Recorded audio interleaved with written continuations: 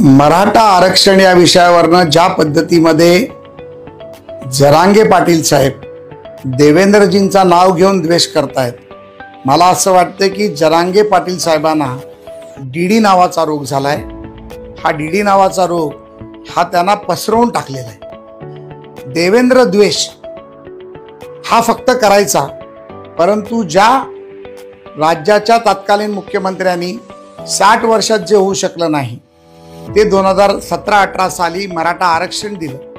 मराठांच्या मुलांचा विकास व्हावा म्हणून शैक्षणिक पद्धतीमध्ये बदल केला, फॉरेनला मुलं शिकावी जावी म्हणून त्याच्यासाठी प्रयत्न केला, मराठांच्या मुलांना नोकऱ्या मिळाव्या म्हणून आरक्षणाचा भाग केला आणि असे अनेक उपक्रम केल्यानंतर देखील जे कोणाच्या छत्रछायेखाली जात आहेत आणि कोणाच्या छत्री खालून हा द्वेष करतायत, हा खरा तर संशोधनाचा विषय आहे। मला वाटतं की ज्या छत्रीखाली जाऊन जरांगे पाटील देवेंद्रजींवरती आणि भारतीय जनता पार्टीचा द्वेष करतायत हे योग्य नाही।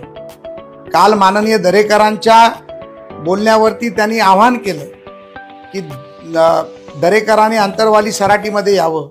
मला त्यांच्या मतदारसंघातून 350 फोन आले। जरांगे पाटील साहेब, खरं तर आपल्या आजूबाजूची जी पिल्लावळ आहे ती खरं आपल्याला चुकीचं ज्ञान देते, कारण दरेकर विधानसभेचे आमदारच नाही आहेत, ते विधान परिषदेचे आमदार आहेत आणि या भारतीय जनता पार्टीचे महाराष्ट्राचे ज्येष्ठ नेते आहेत। त्यामुळे आम्ही आपलं आव्हान स्वीकारायला तयार आहोत, पण चर्चेला तुम्ही देखील तयार आहात का की ज्याच्या छत्रीखाली येऊन तुम्ही फक्त द्वेषच करणार आहात? एकदा दूध का दूध पाणी का पाणी होऊनच जाऊ दे। आपण चर्चेला याच।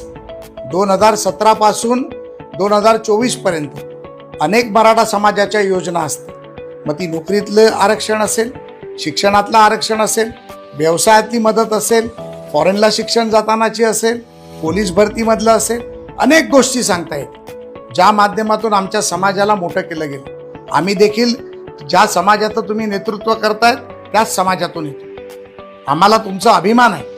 पण ज्या पद्धतीमध्ये एका विशिष्ट व्यक्तीला टार्गेट करून जे राजकारण केलं जातंय, मला वाटतं जर राजकारणच करायचं असेल तर आपण राजकारणात यावं आणि राजकारणाचं उत्तर राजकारणाने द्यावं। आणि जर समाजासाठी लढायचं असेल तर समाजासाठी लढत असताना ते चर्चेतून मार्ग काढायला हवा।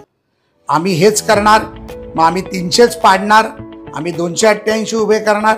एकदा दूध का दूध पाणी का पाणी होऊन जाऊ दे। चर्चेला आम्ही देखील तयार आहोत, तुम्ही देखील तयार व्हा आणि ह्या द्वेषाचं राजकारण। नवीन घडामोडी पाहण्यासाठी आजच आम्ही मुंबईकर 24 तासला लाईक करा, सबस्क्राईब करा आणि अपडेट रहा।